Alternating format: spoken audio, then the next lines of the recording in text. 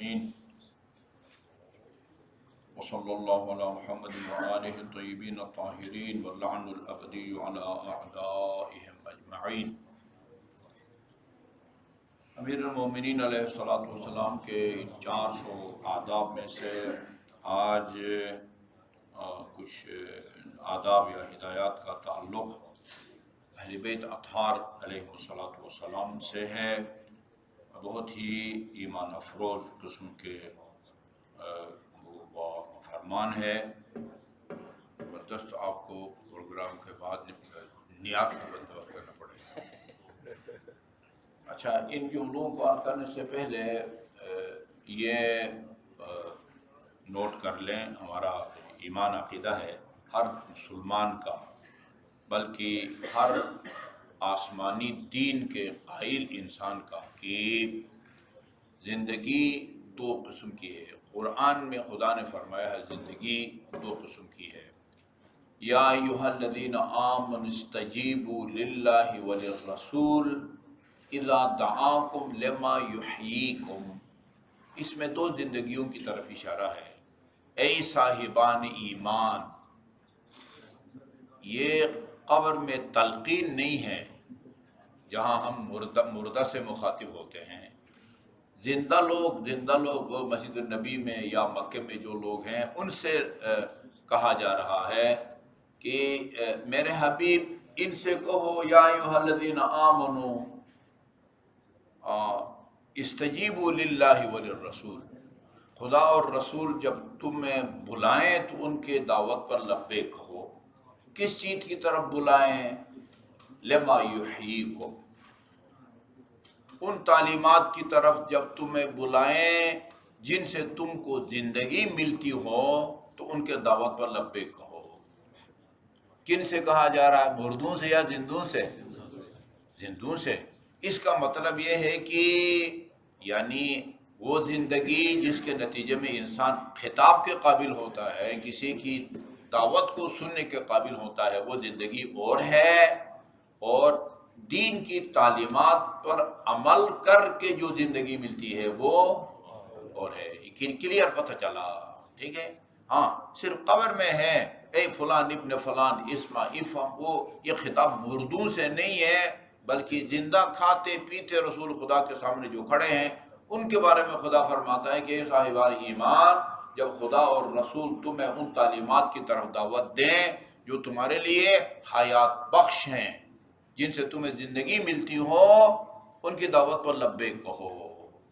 اچھا جی، زندگی دو قسم کی ہے۔ ایک مادی زندگی جس کے نتیجے میں یہ میں آپ کے سامنے مخاطب ہوں اور آپ میرے سامنے سنبھال کے بیٹھ کے میری گفتگو کو سن رہے ہیں۔ ایک وہ معنوی اور روحانی زندگی ہے جو اسلامی تعلیمات پر عمل کے نتیجے میں انسان کو میسر آتی ہے۔ جس طرح زندگی دو قسم کی ہے، بیماریاں بھی دو قسم کی ہیں۔ جسمانی بیماری، بخار، سر درد، کمر درد، گھٹنوں کا درد۔ یہ دیکھیں نا، وہ کرسی پہ بیٹھے ہیں، کیا عمر ہے بیچارے کی؟ یہ نظر عباس صاحب کی کوئی عمر نہیں ہے، یہ کرسی پہ بیٹھے ہیں۔ ہاں، نہیں، شوق سے نہیں بیٹھے، کرسی پہ بیٹھے ہیں۔ مجھے 7-8 سال پہلے سے ڈاکٹر نے کہا ہوا ہے آپ کرسی پہ نماز پڑھیں، میں نے اس کی ہدایت پر عمل نہیں کیا۔ میں اس وقت سے ابھی میری حالت بہتر ہے، ٹھیک ہے جی۔ اچھا، بیماریاں یہ کینسر، یہ ڈینگو بخار، فلاں، یہ کیا ہے؟ جسمانی بیماریاں ہیں۔ روحانی بیماریاں بھی ہیں، حسد روحانی بیماری ہے، تکبر روحانی بیماری ہے، ہاں پتہ نہیں وہ کیا چغل خوری، یہ تمام روحانی بیماریاں ہیں۔ اچھا، قرآنی آیات میں اسی طرح اہل بیت اطہار علیہ السلام کی روایات میں یعنی قرآن کو شفا کہا گیا ہے۔ یہاں ہمارے علماء کرام نے دونوں قسم کی بیماریوں سے شفا کا ذکر کیا ہے۔ وَنُنَزِّلُ مِنَ الْقُرْآنِ مَا هُوَ شِفَاءٌ وَرَحْمَةٌ لِّلْمُؤْمِنِينَ وَلَا يَزِيدُ الظَّالِمِينَ إِلَّا خَسَارًا۔ اس کو آیے شفا کہتے ہیں۔ وَنُنَزِّلُ مِنَ الْقُرْآنِ مَا هُوَ شِفَاءٌ لِّلْمُؤْمِنِينَ، ہم قرآن میں وہ آیات نازل کرتے ہیں جو مومنین کے لیے شفا یابی کے باعث ہیں. وَلَا يَزِيدُ الظَّالِمِينَ إِلَّا خَسَارًا. ظالم لوگوں کو ان سے کوئی فائدہ نہیں ہوگا، ان کے خسارہ اور گھاٹے میں اضافہ ہوگا. ان کے بارے میں دو احتمال دیے گئے ہیں. ایک یہ کہ یہ نہیں، یہ قرآنی آیات پر عمل روحانی امراض کا وہ ہے. وَقَضَىٰ رَبُّكَ أَلَّا تَعْبُدُوا إِلَّا إِيَّاهُ، اللہ کے علاوہ کسی اور کی عبادت نہ کرنا، یہ روحانی بیماری کا علاج ہے. آخرت کی ہلاکت اور بربادی سے انسان کو جو ہے نا وہ بچاتی ہے. یعنی یہ قرآنی آیات پر عمل کرنا آپ کو روحانی امراض سے جو ہے نا وہ بچاتا ہے. دوسرا نہیں کہ نہیں، یہ بھی دونوں یہ بھی ہے. قرآنی آیات، بہت سارے قرآنی آیات، یہی مجھ سے جب کوئی کہتا ہے کہ دعا کرے، دم پڑے، بچوں کو سامنے رکھے، میں آیت پڑھتا ہوں، آیت شفا پڑھتا ہوں، وَنُنَزِّلُ مِنَ الْقُرْآنِ مَا هُوَ شِفَاءٌ وَرَحْمَةٌ لِّلْمُؤْمِنِينَ وَلَا يَزِيدُ الظَّالِمِينَ إِلَّا خَسَارًا. لکھ کے تعویذ بنا کے بھی دیتا ہوں کہ اس کو اپنے ساتھ رکھیں. معوذتین بھی لکھ کے دیتا ہوں. زیادہ کوئی حوصلہ ہو تو آیت الکرسی بھی اور معوذتین بھی، آیت شفا بھی، اور وہ نظر بد کے لیے سورہ قلم کی آخر سے پہلی آیت، وہ بھی وَيَقَادُ الَّذِينَ، وہ بھی لکھ کے بھی دیتا ہوں، ساتھ ساتھ دے دو. جسمانی امراض سے بھی اس میں وہ علاج کا ہے، اس طرف اشارہ ہو سکتا ہے. روحانی امراض، قرآن روحانی امراض کا علاج ہے یا جسمانی بیماریوں کا علاج ہے؟ آپ کہہ سکتے ہیں دونوں کا علاج ہے. شاید میں ترجمہ کر سکوں یا نہ کر سکوں، ابھی یہ فرمان سنا سکوں یا نہ سنا سکوں. بہت معتبر خطیب ہے اس وقت، آپ کہیں چھایا ہوا ہے ایران کے مسجد اعظم میں. وہ گفتگو کر رہے ہوتے ہیں، ہزاروں کا مجمع ہوتا ہے. ڈاکٹر مسعود علی، پرسوں میں ان کی ایک تقریر سن رہا تھا. آیت اللہ احمد خنساری تھے، تہران میں تھے، مجتہد تھے، اتنے محتاط تھے، مرجع تقلید. 2 مرتبہ پوری زندگی کی نمازیں دوبارہ پڑھی ہے. 2 مرتبہ پوری زندگی کی نمازیں. ابھی کتنے سال کے تھے وہ انہوں نے ذکر نہیں کیا. اتنے متقی پرہیزگار اور عالم تھے. ان کا بائی پاس ہونا تھا، کیا کہتے ہیں، اوپن سرجری نا. تو اچھا، ساتھ ساتھ یہ بھی بتا دوں، ان کا فتویٰ یہ تھا کہ اگر ایک مجتہد، ہمارے ہر مجتہد مرجع تقلید کے پوری دنیا میں وکلاء پھیلے ہوئے ہیں، پاکستان میں، ہندوستان میں، افغانستان میں، عرب ممالک میں، امریکہ میں، یورپی ممالک میں ہمارے مراجع کے وکلاء پھیلے ہوئے ہیں جو ان کی طرف سے حقوق وصول کرتے ہیں، مسائل بتاتے ہیں. ان کا فتویٰ یہ تھا کہ اگر کوئی مجتہد بے ہوش ہو جاتا ہے، بے ہوش ہو جاتا ہے 1 گھنٹے کے لیے، 2 گھنٹے کے لیے، یہ دنیا میں جتنے بھی ان کے وکیل ہیں ان کی وکالت ختم ہو جاتی ہے، ایسا جیسا مرحوم ہو گیا. اگر مجتہد ہوئی مرحوم ہو گئے، امام خمینی مرحوم ہو گئے ہیں، جیسے ہی وہ مرحوم ہو جائیں گے ان کے وکالات کی وکالت آٹومیٹکلی کیا ہو جائے گی؟ وہ ختم ہو جائے گی. ان کا فتویٰ یہ تھا کہ اگر بے ہوش بھی ہو جاتا ہے ایک مرجع تقلید، ان کے وکیلوں کی وکالت ختم ہو جاتی ہے. ان کا بائی پاس ہونا تھا. اچھا، وہ کیا کہتے ہیں، انیستھیزیا، وہ انہوں نے کہا کہ آپ کا بائی پاس ہونا ہے، پھاڑنا ہے، چیرنا ہے، ادھر سے چیر کے رگ نکال کے اس کو اندر جو ہے نا اس کا پیوند لگانا ہے، تو اس کو آپ کو بے ہوش کرنا پڑے گا. کہا کہ مجھے بے ہوش مت کرو.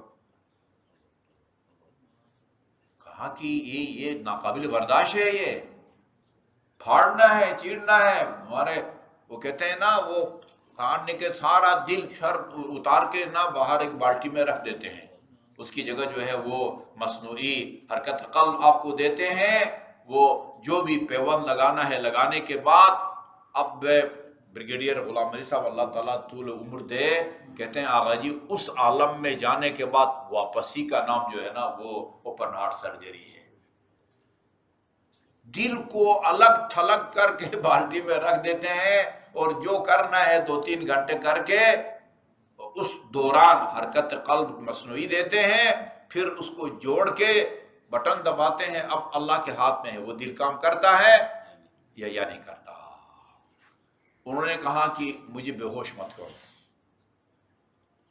کیا کریں؟ کہا کہ آپ لوگ شروع کریں. کتنے گھنٹے لگے گا؟ کہا 2 گھنٹے، کم از کم 2 گھنٹے لگیں گے. کہا کہ تم اپنا کام شروع کرنے لگے ہو؟ ہاں. وہ شروع کرنے لگے، انہوں نے سورہ انعام کی تلاوت شروع کر دی. سورہ انعام میں آج صبح دیکھ رہا تھا 164 آیات ہیں. میرے خیال میں کہہ سکتا ہوں میں سورہ بقرہ کے بعد، سورہ بقرہ کی تو 200 کچھ آیات ہیں نا، سورہ بقرہ کے بعد شاید سب سے لمبا سورہ جو ہے وہ سورہ انعام ہے. وہ روزانہ اس کی تلاوت کرتے تھے، اسی حساب سے اسی سپیڈ سے اس کی انہوں نے تلاوت شروع کر دی. ادھر ان کا جو ہے نا وہ آپریشن مکمل ہوا اور انہوں نے سورہ انعام کی تلاوت مکمل کی. صدق اللہ العلی العظیم. یہ یعنی اس مقام پر پہنچنا اور قرآن پر ایمان. وَنُنَزِّلُ مِنَ الْقُرْآنِ مَا هُوَ شِفَاءٌ، یہ ہے نا، یہ تو قرآن کی آیت ہے، کسی کا حدیث بھی نہیں ہے. لو انزلنا هذا القرآن على جبل لرأيته خاشعا متصدعا من خشية الله. اس قرآن کو اگر کسی پہاڑ پر اگر ہم اتاریں تو وہ خفا کے خوف کی وجہ سے پہاڑ بھی ریزہ ریزہ ہو جائے. وہ جو روزہ ریزہ کر سکتا ہے وہ جو ہے نا وہ بے ہوشی کے بغیر جو ہے نا وہ یہ اثر بھی جو ہے نا وہ اپنا وہ دکھا سکتا ہے. اسی طرح وہ جو آیت اکثر پڑھتے ہیں اسپتالوں میں لکھا ہوا ہے من احیا نفسا فکانما احیا الناس جمیعا. جس آدمی نے ایک آدمی کی جان بچائی اس نے گویا پوری انسانیت کی جان بچائی. اس کی بھی 2 تفسیریں کرتے ہیں. ایک آدمی بھائی سمندر میں غرق ہو رہا تھا، ہاتھ پکڑ کے آپ نے نکالا، علاج کیا، اس کی جان بچائی.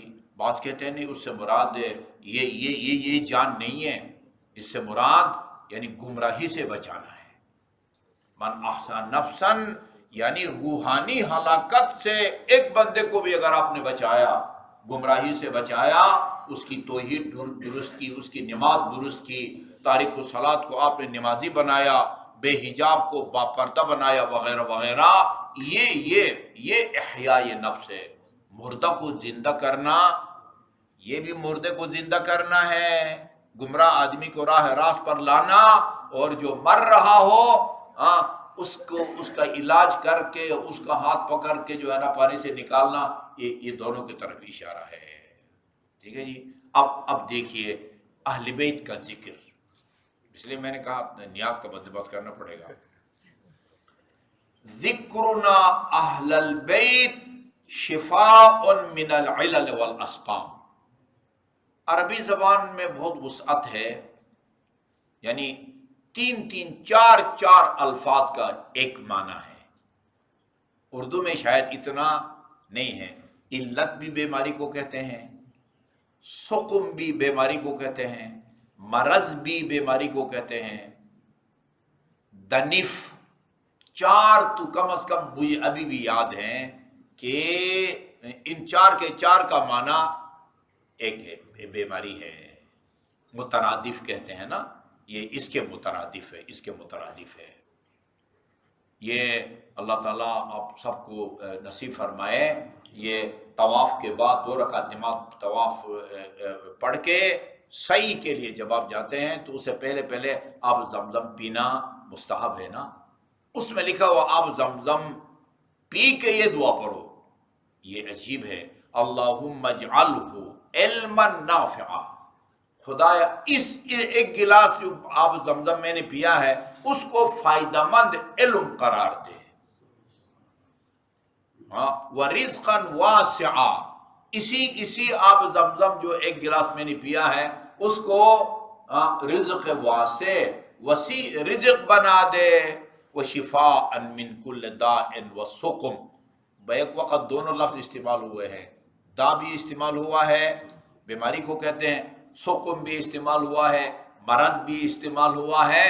ہم اہل بیت کا ذکر ہر قسم کے مرض اور بیماری کے لیے شفا ہے۔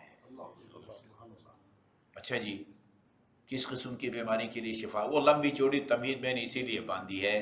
روحانی امراض کے لیے شفا ہے، ان کے ذکر کے جسمانی امراض سے آپ کو شفا ملتی ہے، کہہ سکتے ہیں آپ دونوں جو ہے نا وہ ملتی ہے، دونوں شفا ملتی ہے۔ ابھی ادھر آپ جائیں نا مشہد مقدس، وہاں درجنوں فائلیں بنی ہوئی ہیں، درجنوں فائلیں کہ جہاں پر مکمل طور پر لا علاج جو ہے نا وہ بیماروں کو اللہ تعالیٰ نے وہ شفا دی ہے۔ میرا ذاتی تجربہ ہے، ذاتی تجربہ، میرا بیٹا، ہاں کوئی حرج نہیں ہے، نشر بھی ہو جائے، ابھی قم میں پڑھتا ہے، وہ دورے پڑتے تھے میرے بیٹے کو، پھر ان کا ایک ڈاکٹر جو ہے نا اس کا علاج کرتا تھا، اور اس نے کہا کہ میں نے خواب دیکھا ہے، مجھے جو ہے نا آپ مجھے مشہد لے جائیں۔ چھوٹا تھا، ابھی پتہ نہیں 7-8 سال کا تھا۔ میں نے نظر انداز کیا، پھر شیخ صاحب کے پاس چلا گیا، کہا کہ میں ابو سے کہتا ہوں نہیں لے جائیں مجھے، اور وہ مجھے نہیں لے کے جاتے۔ شیخ صاحب نے کہا کہ آپ صاحب لے جائیں، ٹھیک ہو جائے گا، نہیں تجارت تو ہوگی نا۔ خیر اس کو بھی لے گئے، اس سے چھوٹا، بہت چھوٹا تھا، اس کو بھی، دونوں بچے اور میں اور ان کی والدہ ہم گئے۔ یہاں سے کوئٹہ تک جو ہے نا آپ باور کرے 3 دفعہ اس بیچارے کا جو ہے نا وہ دورہ پڑا۔ میں ابھی سوچ بھی نہیں سکتا جب اس کی کیفیت ہوتی تھی۔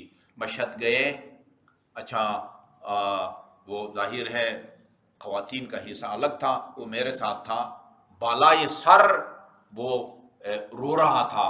ایک ایرانی نے پوچھا کہ کیوں رو رہا ہے؟ اس عمر میں نہیں تھا کہ وہ محبت میں جذبات میں روئے۔ ایک ایرانی نے پوچھا کہ یہ کیوں رو رہا ہے؟ اسے سمجھا شاید کوئی چیز مانگ رہا ہے، ڈیمانڈ کر رہا، میں اس ڈیمانڈ پورا نہیں کر رہا۔ میں نے کہا یہ بیمار ہے، یہ دعا کر رہا ہے۔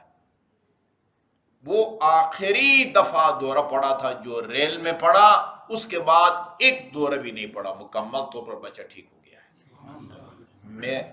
یہ بیماری آپ کو پتہ ہے، ہاں۔ اچھا واپس آ کے ہم نے کہا یا کچھ عرصہ دوائیاں استعمال کرو، کیونکہ اس نے کہا میں نے کوئی دوائی استعمال نہیں کرنی ہے۔ وہ ڈاکٹر کہتے ہیں 5 سال تک اگر یہ نہ پڑے، اس کا مطلب یہ ہے کہ بیمار ٹھیک ہو گیا ہے۔